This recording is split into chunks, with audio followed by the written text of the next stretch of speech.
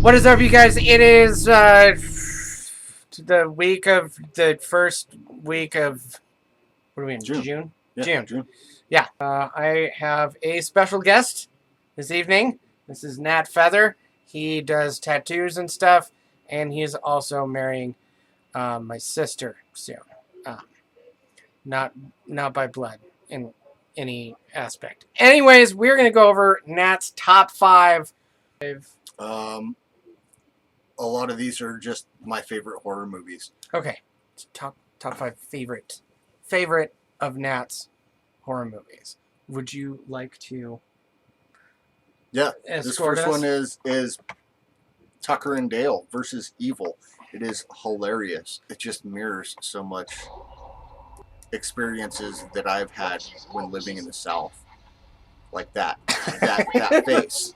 What else? What else about this movie did you like? Was it just I liked how the whole thing is just a misunderstanding. Nobody can actually sit down and understand what the hell is going on because they already have their preconceptions about everybody else. So, like, these rednecks, they're out in their yard just fixing up their vacation home. shit shack. Yeah. This actually will probably show up in my top five horror comedies because it's hilarious. Yes, It's hilarious. This bit is great. This bit is by far. So, yeah, no, don't throw that on it. This is so fucking funny. This movie absolutely is on a number of my top five lists. So, yeah, good job. It's definitely. Good this job. was actually my Halloween costume. Was it? Yeah. Get the fuck out of here. Yeah. Really? Just threw on the camo hat. Yes. Texas Chainsaw Massacre Part 2.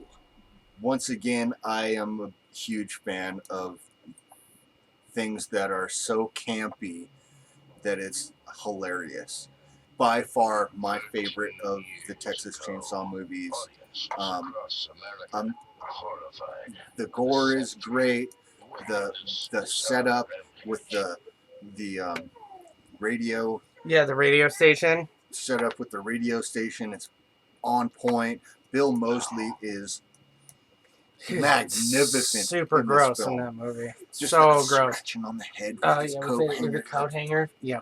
Perfect. Yeah. I haven't seen this. Love that bit. Dennis Hopper was in this one too, Dennis wasn't he? Hopper is amazing in this. That's right. When he comes in at the end, like the whole intro scene of them in the car. Yeah. And like. Yep. He's just. It's just absurdity. Is what is going on here? Oh, good. And I love that because I mean, especially this time in our history. Yeah. I mean. Yeah. It's the whole world is going Texas Chainsaw Massacre 2. Outside of normal references, and was there anything particular about this movie that you found better to be than any of the other ones, or was it just all of the performers in it, or the effects? Or? I really loved Bill Moseley's. He really brought it. And Dennis Hopper was pretty good. Dennis Hopper was good. I mean, Dennis Hopper's almost always great. This isn't like his best performance, but it's some quintessential. Some quintessential Dennis Hopper right here. It is when he comes in and he starts freaking out at the end of the film, and he just loads heavy with chainsaw and gun and kicking in the walls and just bring the whole thing down on top of himself. I haven't seen this movie in a long time. No, that's cool. That's cool. Bill Moseley was very good in this movie. Dennis Hopper is also very good. And I think it was. I don't think it was. Maybe it wasn't Tobe Hooper. Oh shit! Hooper. It was. Like the plot was actually a little bit more filled out in the second. In this, there's. I more agree. Set, I agree. A bit more backstory, all kind of. Here's an actual movie instead of just like a concept that we had and filmed in over like the course 2 days of, or whatever. Yeah. Okay. Moving on to number 3. This movie just like blew my mind as a kid, and I just couldn't understand it, and it gave me that creep factor This is another one that I haven't seen in a long time either. Oh my fucking god, I forgot he was in it. Yeah. I know, who else was in it? Fucking Yeah, Pierce Brosnan. Pierce Brosnan. That's right. And technically, Pierce Brosnan is the Dr. Frankenstein in this film, whereas that's him. He's the monster. Yeah. Basically. Okay. No. This Yeah. is a modern day Frankenstein movie. Okay. Where they take a mentally challenged adult who has the mental capacity of like a small child, like an 8-year-old, and then make him super genius. Yeah. Yeah. And like without any actual studies or no, go home at the end of the day. Yeah. Come on back at the end of the. Come on back in the morning, and we'll slap you inside this chamber again. Yeah. I think I was like 12 or 13, and it's just like really mind altering at the time. Well, and they were experimenting with a lot of the effects and a lot of the CG at that time too. It's very extremely early CG, and it looks a lot better than like a Pierce Brosnan game that may have come out after this. Anyways, tell me just a little bit more, other than what we've already talked about, how this may have impacted you, or was it all the effects, or was it just the whole premise of the movie? Like, this guy is fucking stupid, and now we're gonna make him stupid smart, and now he's just gonna, like, ruin everybody. Yeah, it made me uneasy about, like, a lot of my tendencies tend to lead towards science fiction because it's like on the verge of science fact. Okay. What if in the not so distant future this becomes actual realities, which is not. I mean, that shit happens all the time. Yeah. There's countless instances of Philip K. Dick predicting fucking, which is terrifying to me. Like, so this was more of a kind of reality check for you, I guess. Like, well, if they can do this, or if they can potentially do this, what's to stop them from? Exactly, because science often doesn't ask they ask why, not if they should be doing something. That's some Jurassic Park shit right there. Yeah. Okay. All right. Moving on to number 4. We're going to go with Puppet Master. Campy. The OG Puppet Master. Research team with special powers. Oh, they always do, though, don't they? Go ahead. No, please. Everything about this movie was hilariously fucking terrible. It's to the point where it's great. And the first one is by far my favorite. You've got the tiny little doll, the pinhead dude, the guy with the knives for his hands, the chick that spits the leeches into people's throats, and they're like not even 2 foot tall. Yeah. Oh my god, there was a titty in there. Yeah. I didn't think there would be a titty in the trailer. Well, I didn't think there was going to be one in the trailer either. That was another like. Oh well, I mean, like in the late '80s, early '90s. I think this is an '80s movie. I think this is the late '80s. This is '89, yeah. '89, yeah. There's almost nothing really like. There's a bunch of jump scares. There's nothing really frightening about this movie. It's really gross. The idea behind it is very like ridiculous. Ooh, the man put a hex on his ventriloquist dummies. And now they come to life and kill people at his beck and call. Don't they? It's hilarious. Yeah, it's absurdity. Yes. Have you watched any of the newer ones? No, they're terrible. I have not seen any of them. They're not ones. At this level. Did they do any practical effects, or it was all CGI? It was all practical. Oh, was it all practical? Nice. Yeah, because Full Moon can't afford anything. Okay, well, okay. Sorry. Yeah, I got. Sorry, guys.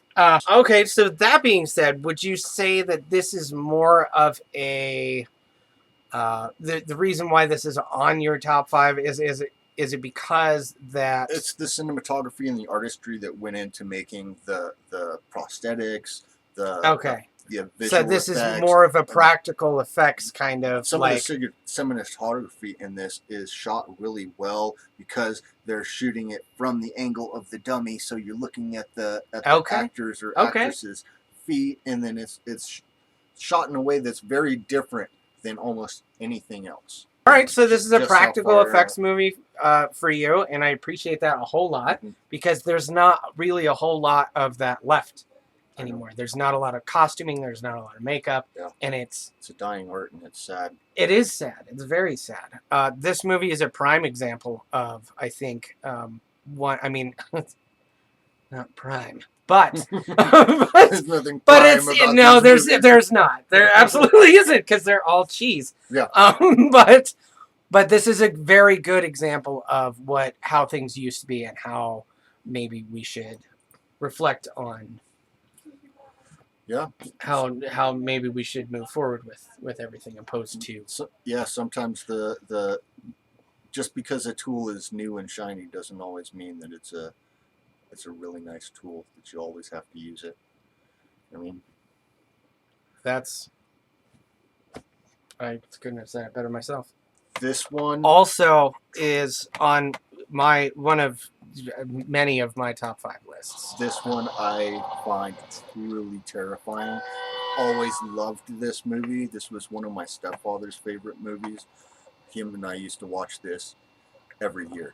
We would watch this at least once. I watched this movie at least once a year. And I fucking love this movie. I mean, this is right now. Right now. Yeah. This is where we're at. This is not history. This is not the future. This is present times. This movie was not meant to be a documentary. I'm pretty sure. But it's becoming one. And I don't think it's just current events right now. John Carpenter did it in such a great way. I'm pretty sure this is John Carpenter. Oh yes, it is. Yeah, you're right. I would have hit you. So Carpenter did this in such a great way where it ages beautifully because it's just still big enough to be poignant in any time period. Yeah. I mean, with the exception of like the mullets and stuff, but don't get me wrong. I'm bringing it back. Are you? Yes, I'm gonna bring it. I'm gonna go and get an ape drape. Don't do that. So you watched this all the time when you were younger. Oh yeah. Do you feel that it had any kind of influence on how you behave today? I mean, outside of current events and everything? Yes. It made me very wary of advertising, and it's probably a large portion of why I was so drawn to punk rock and that lifestyle. Okay.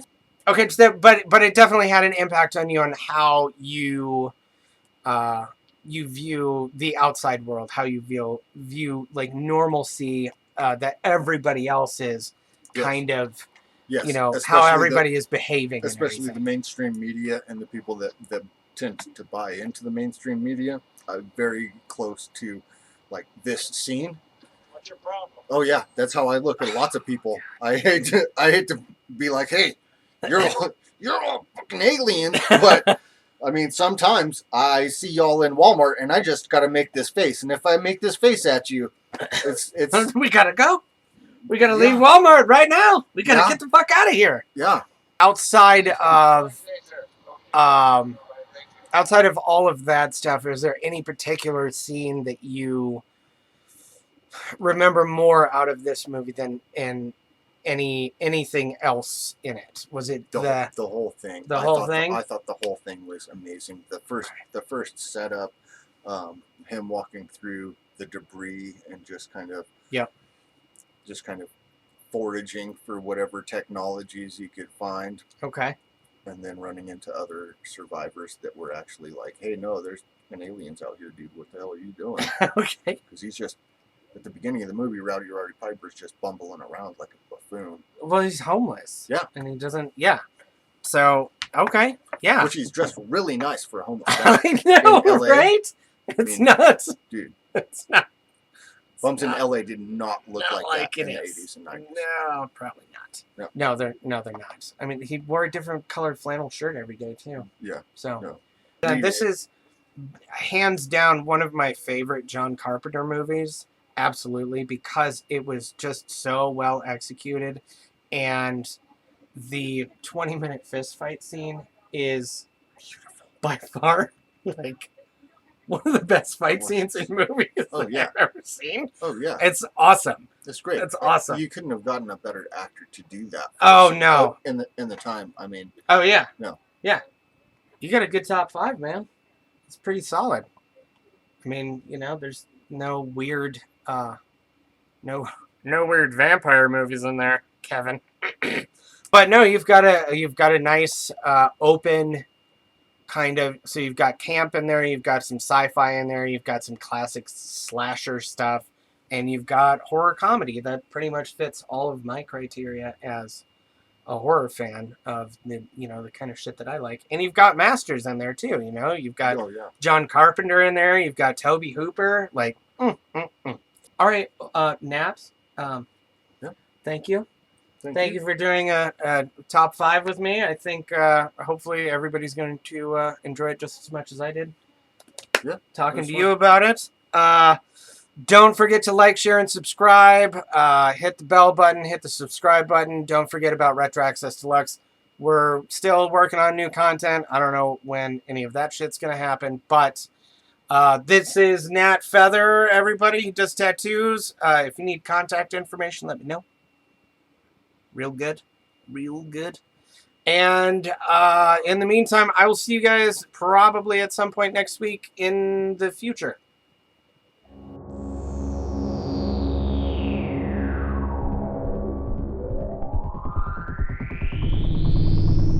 I just want to know why these movies are important to you. This one's my favorite because it's just hilarious, and a lot of these are along the same lines of it's the terrifying way of how our society is starting to lean. Oh my god. Okay. All right. Hold on. I have to. Got to regain my composure here now.